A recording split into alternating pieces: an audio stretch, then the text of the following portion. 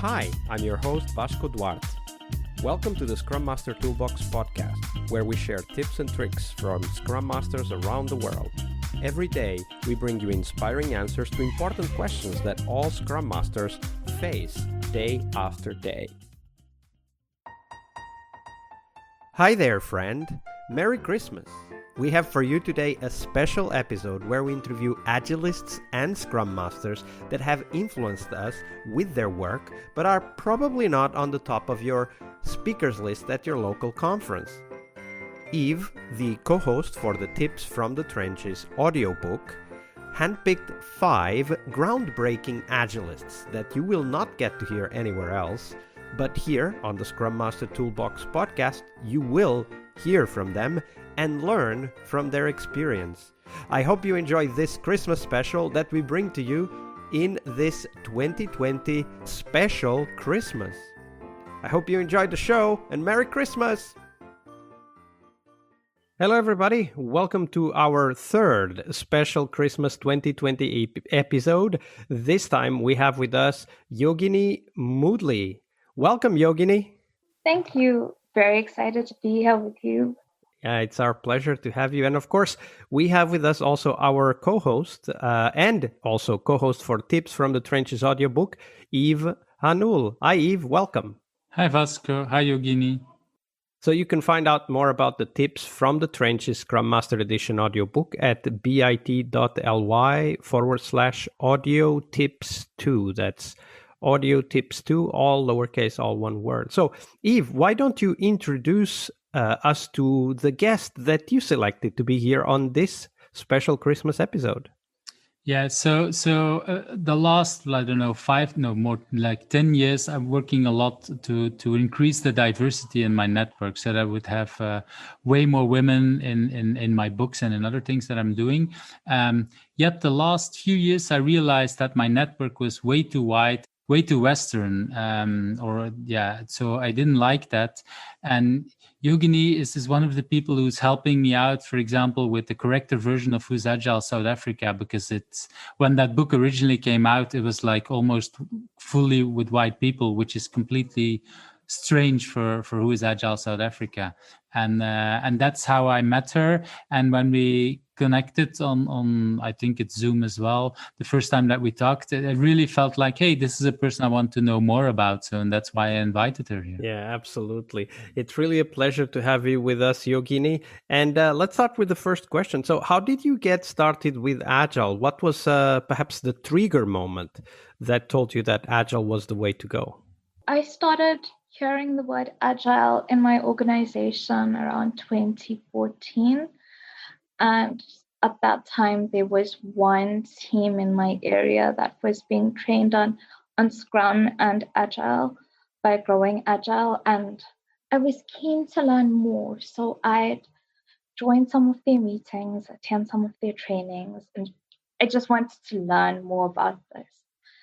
And then they decided to spread Agile in our area, and we went for a short training course, and we decided to work in Scrum. And I volunteered to be the Scrum Master of the team. And then I learned about facilitation and teamwork and getting the best out of everyone. And that was what clicked for me. That was when I knew this is something that I really want to work in. This is an area where I'm not worried about what people think of me and saying the right thing and doing things that for political reasons. Actually thinking about value and what makes me happy and what makes the team happy and doing the best that we can be and being true to ourselves. And that's what I like the most. Absolutely. So how did it feel when you started working in those first Agile projects or teams that you worked with right after the training?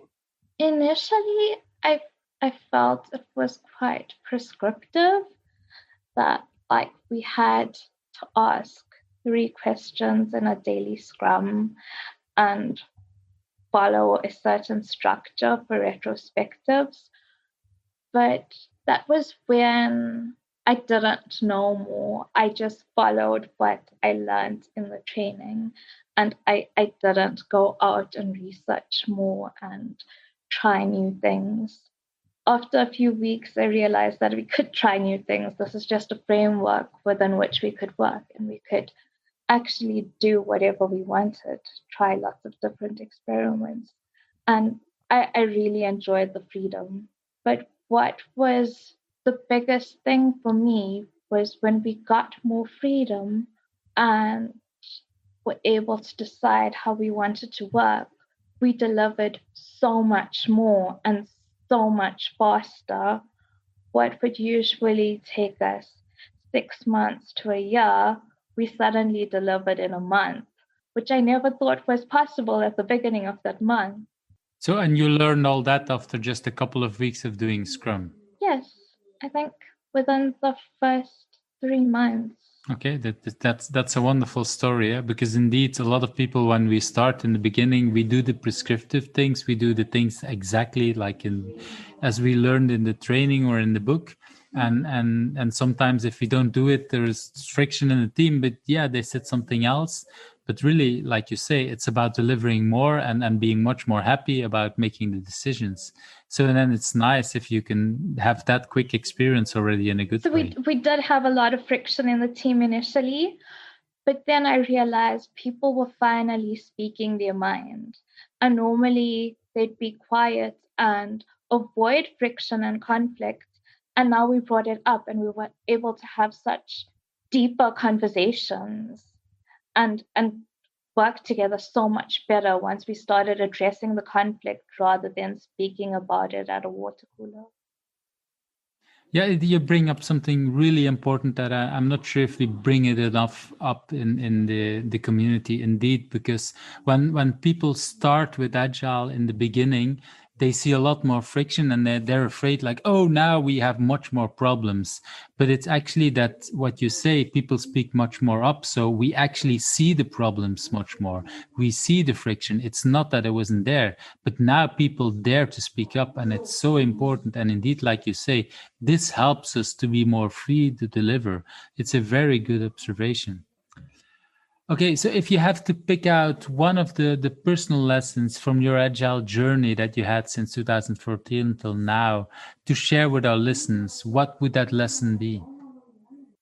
Biggest thing for me was to speak freely. Prior to joining the team where I started learning about Agile, I was told that I need to follow the leader and do what my manager says. And if I disagreed with something or went against what he said or how he asked me to do my work, it was a problem and I was reprimanded for things like that. And that made me very unhappy in my work. And once I had the freedom to voice my opinion and share my thoughts and my trail of thinking, it made me happier. People didn't have to agree with me, but having the space to think and share made a huge difference in being happy at work. And if you think about that manager, I'm not sure if it's the same manager still around that reprimanded you. How does he feel? Do you know anything since you went Agile? Do you know what it was for him? I don't have the same manager. I lost contact with him, but the culture in the organization was very different prior to Agile. It was very prescriptive because that's the way it always was. And we had to consciously try and change that and give people freedom to think for themselves and not just follow rules blindly. One of the things that comes from this speaking freely is actually something you talked about a few minutes ago, is that the only way we can find a better way to work, right? Like, tweak our process so that it fits our team, is if we speak freely. And what this conversation is kind of reminding me of is also that in teams where we don't speak freely, where we don't have some friction, hopefully constructive conflict.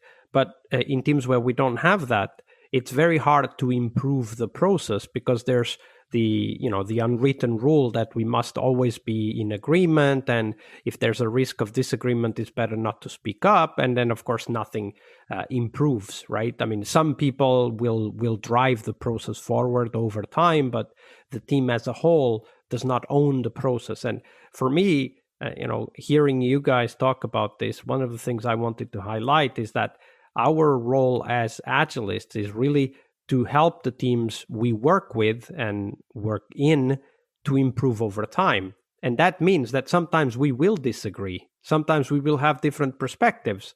And we need to get over that, right? We need to accept and then move on. Previous teammates always mentioned was buy-in does not imply consensus. So they buy into something, but it doesn't mean that they necessarily agreed with everything. But as a team, we decided this was the way forward. Yeah, I really like that. It is important, and indeed, like what Vasco says, sometimes managers or other people that don't understand that, they want to get past the discussions. Okay, let's just agree to disagree, and then I decide, and then it's faster. But they don't see what they're missing out, and they're actually missing a lot of value. And people, like you say, they were unhappy. They might zoom out. And yeah, so that's it's really important to think about the goal. Is this what's best for me, or is this what's best for you, or is it best for the organization? And if we're working for an organization or a customer, we need to have them in mind and do what's best for them, not myself or my colleague. And one of the things that kind of highlights or illustrates this whole story is when you said, Yogini, that once you started shaping the process to fit your team, then you did it more in a month than you thought was possible in 3 or 6 months, right? And that's, for me, that's the key aspect of Agile, is that when done right, it helps teams do and achieve a lot more than they even thought was possible. Yes. So from all the aspects of Agile, Kanban, Scrum, XP, whatever the process might be, but from all of those aspects, what is the one aspect you wish all teams you work with would understand and apply? That would definitely be retrospectives. As soon as I learned about retrospectives, it changed everything for me. I started consciously trying to improve one thing at a time. And as you improve, amazing things happen, not just for yourself, but the team as a whole. And as I started doing regular retrospectives with my team, I started doing it for myself. With conversations with other people, I would bring in retrospective type questions like, how could we improve? What is the one action that we could take easily that would give us big results? Or what do we have energy to do differently next time? I would even use it in my family. If I have a 6-year-old and sometimes we disagree, or I get angry and I say something that I shouldn't have, when I think about it afterwards, I think about how could I have approached this differently? And then I apologize and I try to do better the next time. I like the fact that you also mentioned the energy indeed, because sometimes there might be some improvement that everybody knows, but we don't have energy for, maybe because we had a hard time. Maybe, well, lockdown is a nice example. We're all in shitty things, and maybe we don't have energy for a lot of other things, and we're just happy if we can manage to keep the team together and things like that. And that's important. And like you say, the nice example also with your child. I mean, yes, we are all allowed. Well, allowed is maybe the wrong word, but yes, we all have bad days, and we might get angry. And okay, how can we improve and show also to our children, like, okay, it might not be the good thing, but yeah, that's what happened, and that's why we do it. Talking about retrospectives, Yogini, what's your favorite retrospective format?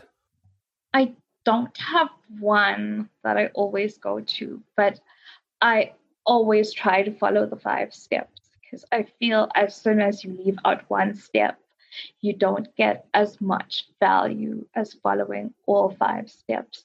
And sometimes it's very superficial and you don't get the depth and the true value of meaningful retrospective.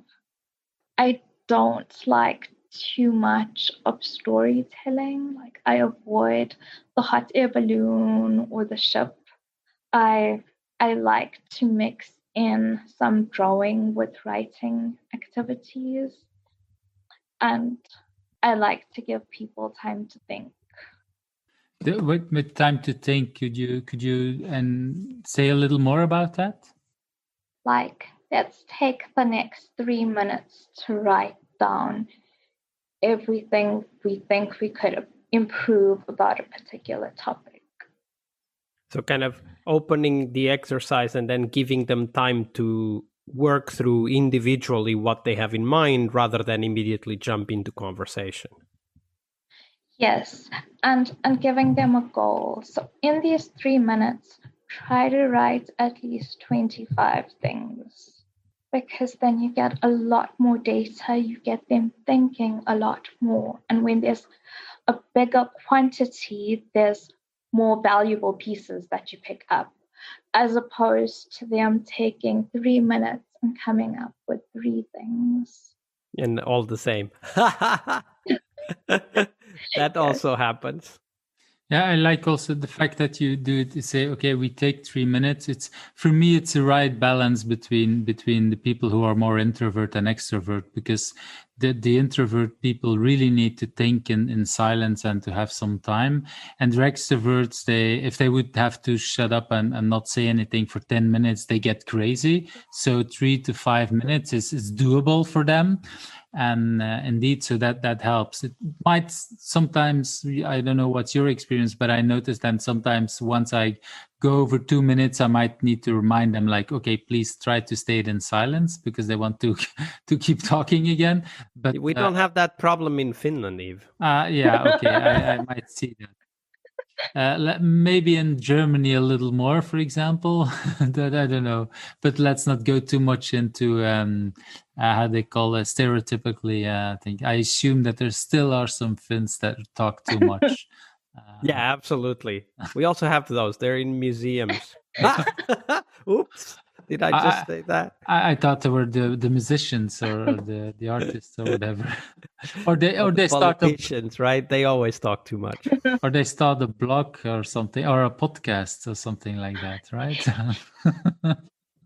Absolutely. Okay, Yogini. So another question: what is, if you had to look at one book, if you would still go back to that you learned so much and that you think, okay, I really want to, I look back at that book regularly. Is there one book that pops out if I ask that? So the one book that I've gone back to many, many times has been Agile Retrospectives, Making Good Teams Great. You mean the one from Diana Larson and Yes. Esther Derby? Yeah? That's the one you're talking about, right? Even though it's been out for so many years, way before I started learning about Agile, I've found so much value in retrospectives and following the 5 stages. Besides the 5 stages, what are like some of the key learnings you got from that book, and maybe you still get every time you go back? The first 30 seconds of a retrospective, getting people to speak as or to contribute in some way as soon as they join in, to understand why we're having this meeting, keeping the focus on what we're trying to improve, and making sure that the team owns it and the team does something to improve. When I started out as a Scrum Master, I was owning too much of the stuff that the team should have had. I would take the notes and I'd scribe in the meeting. I'd offer too much of input and data and what I thought, and I didn't leave enough to the team. And I need to consciously remind myself that the retrospective is for the team. The team is what is going to improve. And it's my job to guide them to that improvement and help them follow through on it. I like the way you describe that, and indeed, I really like the book as well from Diana Esther. It's something that there's by now many books on retrospectives, but it's by far the number one book that I will recommend to people when they start with retrospectives, because it gives indeed the theory and the practice, and it mingles everything with examples. And really, like you say, very short tips like, okay, the start of it is important, that people realize that's it's a good reminder to hear that again. So the other book that I've been reading recently is Atomic Habits, and doing lots of small things and creating a better system to make these big improvements and achieve the goals that we want to in our lives. A lot of the books that I've been looking at recently have been more self-improvement books than agile books, because I felt that I needed to focus more on myself. And as I improve, the teams I work with would improve as well. That's a very good reminder. I like to always to say that's what they say in the airplanes. First, take care of yourself, and only then you can take care of other people. And that's in Agile as true as in anywhere. And it's a nice combination that you do when you say about the retrospective. You say, okay, it's not about me in the retrospective. It's really about the team. But you have to be self-centered enough to know that, and to also that it's not about you, to let it go when things go in a direction that I don't know in a retro. In the beginning, I might think, oh God, I'm doing wrong. And then you see in the end that something's happening that's really nice. And that by letting go, you let the team take it in a direction that I'm not suspecting, it really ends up with something better. But like you say, you have to be ready for that, and you need to work, or I need it at least. I don't know about you, but that's how I read it, or I listen to you. I needed to work on myself before I could do that with teams. Felt more so now with Corona and the lockdown and not being with my teams and just the environment at the moment. I became really tired and overworked and drained. And over the last few months, I realized I can't help the teams if I don't focus on myself for a bit. And that's what I'm doing now. That's a great tip, by the way. I can't help the teams if I don't take care of myself. And it's a perfect for this edition, the Christmas edition podcast. This is indeed what I think is this week is about, is to look back at the last year. I typically look back every year, and every holiday I look back at the 5 years or something like that, or the next 5 years. But this has been such a year. Indeed, we've been challenged in all kinds of directions. And yes, it's good to think about how was my life? How is it for me? How hard is it for me, for my family, and for the other team members, and things like that. If we get overworked, we cannot help our team. That's for sure.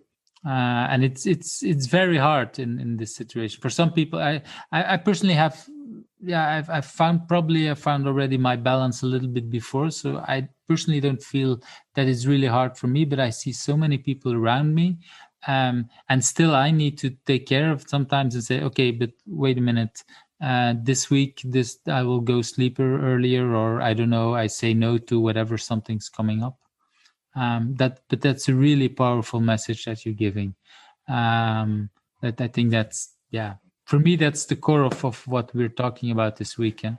I don't know, Vasco, how does it feel for you? But that's. I was just gonna ask the question about the big message, Yogini.